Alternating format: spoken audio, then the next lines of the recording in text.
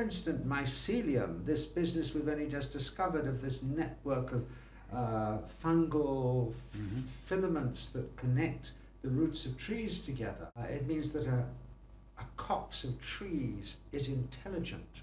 And not only that, it can store ancestral memory. This is the stuff of the legends and mythology of ancient Europe. This is a reality that is only hinted at in our dreams and fairy tales, which now awakens as a profound truth. It is about seeing our world through the new lenses of what life may be, where there is not so much of a division between the observer and the observed.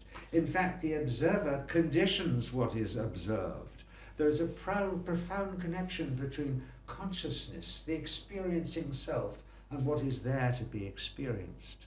And how consciousness is pushing its way through nature and evolution all the time, producing extraordinary phenomena. There, of course, is something much larger than us.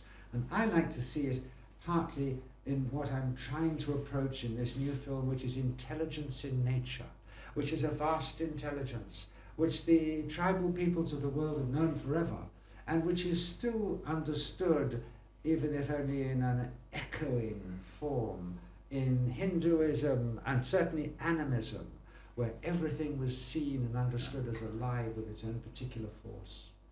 And this is too what science is coming back to. Quantum mechanics recognizes that everything has its own particular vibrationary signature. And it gets on with some things and it doesn't get on with others. There's an invisible world there. There was a time when we thought the world was flat, because it looks like that.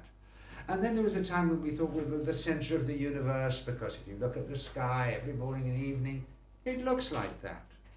Then we thought that this was solid, because it feels like that, even though we now know it's just a river of empty energy, but there are standing waves in these vibrations that give the illusion of solidity. Though the rest of the world hasn't caught up with it, watch this space. There are all sorts of scientists around who are working in this field of the relationship between consciousness and the real world.